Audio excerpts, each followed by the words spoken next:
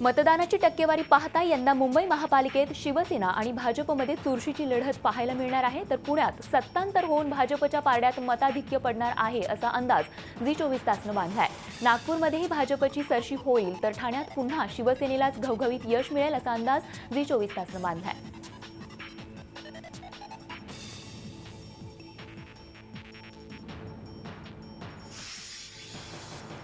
गेल्या अनेक वर्षात जे घडलं नव्हतं ते मंगळवारी मुंबईत घडलं। महापालिका निवडणुकीसाठी तब्बल 55% मतदान झालंय। राज्याचे मुख्य निवडणूक आयुक्त जयेश सहारिया यांनी ही माहिती दिली आहे। आयोगाच्या प्राथमिक अंदाजानुसार 10 महापालिकांमध्ये सरासरी 56.30% मतदान झालंय। मंगळवारी सकाळपासूनच मुंबईतल्या अनेक मतदान केंद्रांवर रांगा लागलेल्या बघायला मिळत होत्या। त्यामुळे यंदा मतदानाच्या निरुत्साहाचा विक्रम मुंबईकर मोडणार असा अंदाज वर्तवला जात होता आणि हा अंदाज खरा ठरला। आता वाढलेल्या मतदानाचा फायदा कुणाला होणार याकडे लक्ष लागलंय।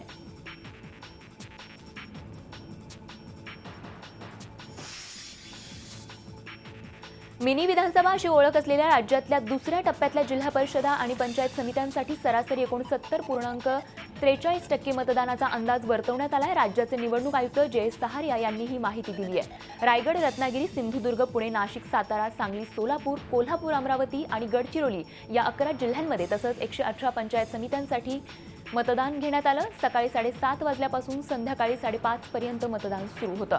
यवतमाळ जिल्हा परिषदेचे 6 निवडणूक विभाग आणि पंचायत समितीच्या 12 गणांमध्ये 73% मतदान झालं, तर वर्धा जिल्हा परिषदेचे 2 निवडणूक विभाग आणि पंचायत समितीच्या 4 गणांमध्ये 68.99% मतदान झालं।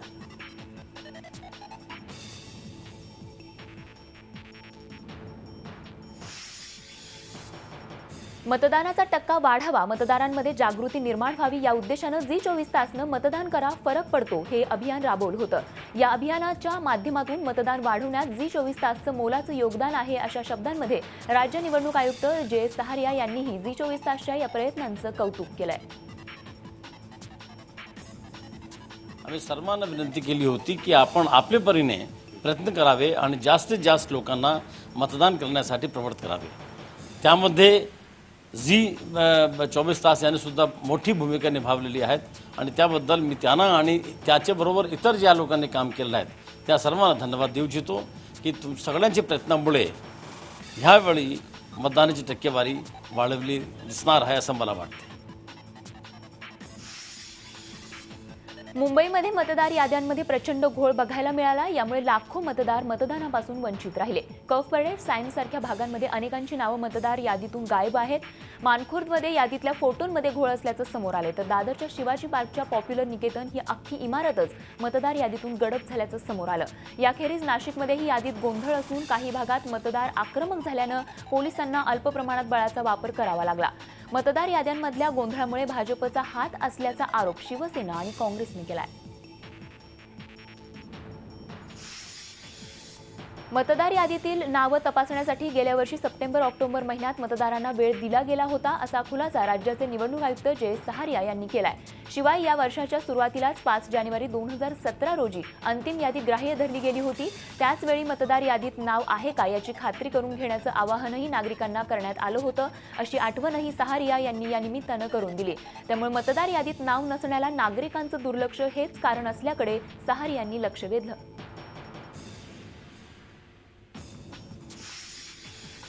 मुंबईतल्या उपनगरामध्ये बहुतेक मतदारसंघांमध्ये ज्येष्ठ नागरिक आणि अपंगांसाठी सोयीसुविधा पुरवण्यात आल्या नव्हत्या, त्यामुळे अनेकांची गैरसोय झाली। त्यातच उन्हाचा पाराही वाढला होता। मात्र इतकं असूनही अनेकांनी उत्स्फूर्तपणे मतदार केंद्रांवर जाऊन आणि रांगेत उभं राहून आपला मतदानाचा हक्क आवर्जून बजावला।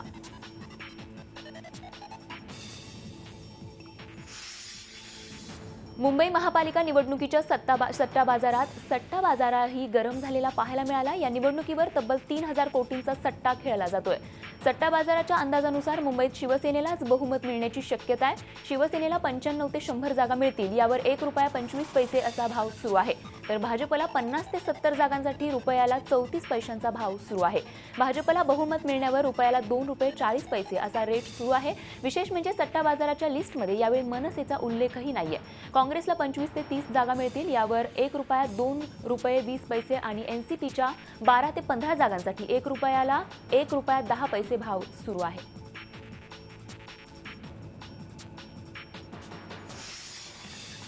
मुंबई महापालिका निवडणूक निमित्तानं मुंबई फर्स्ट या सामाजिक संस्थेनं केलेली जाहिरातबाजी वादाच्या भोवऱ्यात अडकली आहे. सिने अभिनेता आमिर खान याचं छायाचित्र असलेल्या या जाहिरातीत मुंबईकरांना मतदान करण्याचं आवाहन करण्यात आलंय. मात्र यामध्ये मुंबईतल्या नागरी समस्यांचे फोटो टाकून परिवर्तन घडवा असंही सांगण्यात आलंय. एवढंच नव्हे तर जाहिरातीत पारदर्शकता हा शब्द ठळकपणे छापण्यात आलाय. दरम्यान ही जाहिरात देणाऱ्या मुंबई फर्स्ट या सामाजिक संस्थेकडून खुलासा मागवला जाणार असल्याचं राज्य निवडणूक आयुक्त जय सहारिया यांनी सांगितलंय. आहे ना, आचारसंहितेचा भंग आहे आणि मुख्यमंत्री म्हणजे एक स्वतः गृहमंत्री आहेत आणि त्यांनी कायद्याचा एवढा उल्लंघन केलेला आहे की त्यांना आता गृहमंत्री मुख्यमंत्री पदावर राहण्याचा हकच नाही.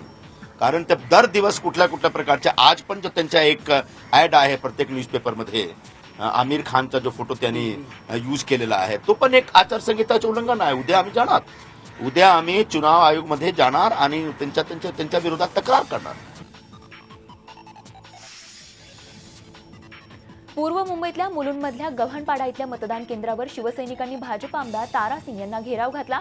तारा सिंग यांनी निवडणूक केंद्रात घुसून भाजपला मतदान करण्याचं आवाहन मतदारांना केल्याचा आरोप शिवसैनिकांनी केला आणि त्याचाच निषेध म्हणून शिवसैनिकांनी जोरदार घोषणाबाजीही केली. या घटनेनंतर आमदार तारा सिंग यांनी मतदान केंद्रावरून काढता पाय घेतला.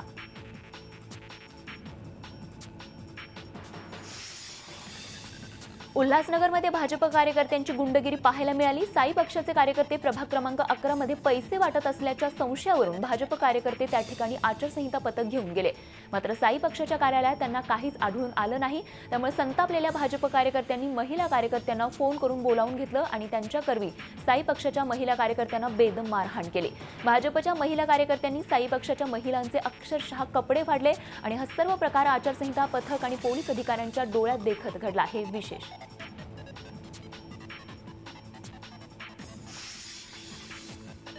उल्हासनगरमध्ये ज्येष्ठ नागरिकाला पोलिसांनी मारहाण केली. पोलिसांनी नागरिकांमध्ये मतदान केंद्रापासून 100 मीटरमध्ये प्रवेश करण्यावरून वाद झाला. नागरिकाने माझं घर आहे, मला जाऊ द्या असं सांगितलं. मात्र पोलिसांनी आडमुठी भूमिका घेतली आणि ज्येष्ठ नागरिकास मारहाण करत 100 मीटरच्या बाहेर काढण्याचा प्रयत्न केला.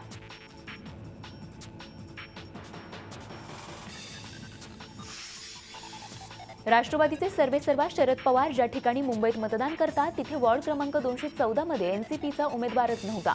या वॉर्डामध्ये काँग्रेस, भाजप, सेना आणि मनसेचा उमेदवार होता. त्यामुळे पवारांचं मत कुणाला अशी या राजकीय वर्तुळात चर्चेचा विषय ठरली. तर पवार हे जावई सदानंद सुळे, नात रेवती सुळेसह मतदानाला आले. मात्र माध्यमांसमोर काहीही न बोलता निघून गेले.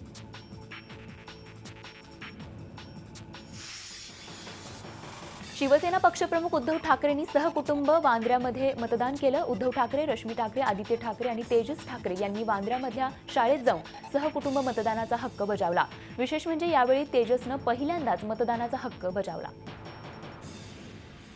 मी तमाम मतदारांना धन्यवाद देतो आहे आणि त्यांच्याकडनं ज्या उत्साहामध्ये मतदान होतंय मला नक्कीच खात्री आहे आशीर्वाद मिळाल्याशिवाय राहणार नाही.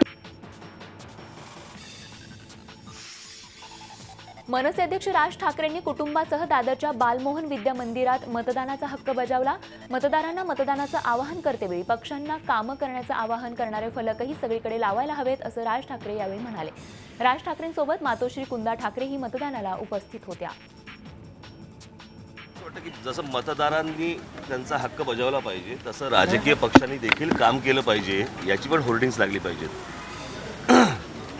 प्रत्येक वेळेला मतदार त्यांचा हक्क बजावतो पण राजकीय पक्षांनी त्यांचा कामाचा हक्क पण बजावला पाहिजे.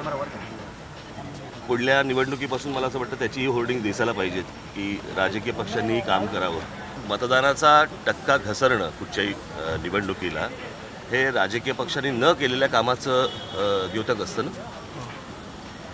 तर ती गोष्ट मला असं वाटतं राजकीय पक्षांनी सुधारली पाहिजे. रेल्वे मंत्री सुरेश प्रभू यांनी मुंबईतल्या खार इथे पत्नीसह मतदानाचा हक्क बजावला. मतदान करण्यासाठी सुरेश प्रभू यांनी थेट नेपाळहून मुंबई गाठली. मतदानासाठी गर्दी होत आहे त्यामुळे परिवर्तन होणारच असा विश्वास त्यांनी वर्तवला. सोबतच मतदानाचा मोठा फायदा भाजपलाच होणार असल्याचा दावाही यावेळी त्यांनी व्यक्त केला. काँग्रेस नेते नारायण राणे यांनीही कणकवलीतल्या वरवडे गावात मतदानाचा हक्क बजावला. यावेळी त्यांच्यासोबत निलेश राणे आणि आमदार नितेश राणेही उपस्थित होते. या दोघांनीही मतदानाचा हक्क बजावला.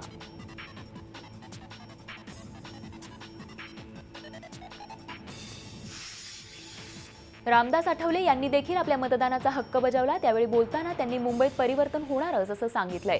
येत्या 23 तारखेला शिवसेनेचा महापौर जाणार आणि भाजपचा महापौर येणार असा दावाही त्यांनी केला. आम्हाला बहुमताचा आकडा हवा आहे, तुकडा नको असंही आठवले म्हणाले.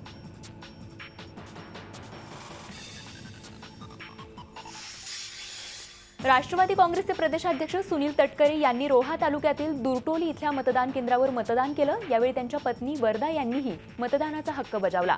ठाणे पुणे महापालिकेसह राज्याच्या अनेक भागात राष्ट्रवादी काँग्रेस चांगलं यश मिळवेल असा आशावाद तटकरे यांनी मतदानानंतर व्यक्त केला. काँग्रेसने राज्याच्या काही भागात शिवसेनेबरोबर केलेल्या युतीबद्दल त्यांनी नाराजी व्यक्त केली.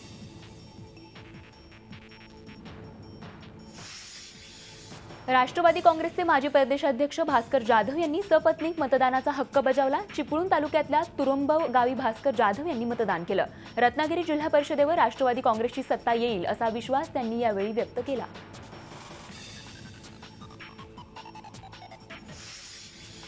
रत्नागिरीतले शिवसेना आमदार उदय सामंत यांनी मतदानाचा हक्क बजावला. पाली गावामधल्या जिल्हा परिषद शाळेमध्ये उदय सामंत यांनी मतदान केलं. शिवसेनेच्या विजयाचा विश्वास त्यांनी यावेळी व्यक्त केला.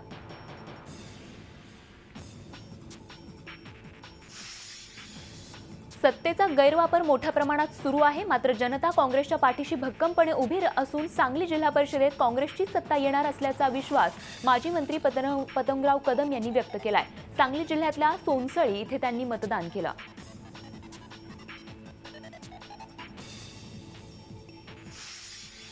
इंदापूरमध्ये माजी सहकार मंत्री हर्षवर्धन पाटील यांनी त्यांच्या बावडा लाखेवाडी गावी सहकुटुंब मतदान केलं. महापालिका आणि जिल्हा परिषद निवडणुकीत काँग्रेसला बहुमत मिळेल असा विश्वास त्यांनी यावेळी व्यक्त केला. काँग्रेस पक्षाकडे नवयुवकांचा कल वाढल्याचंही त्यांनी यावेळी सांगितलं.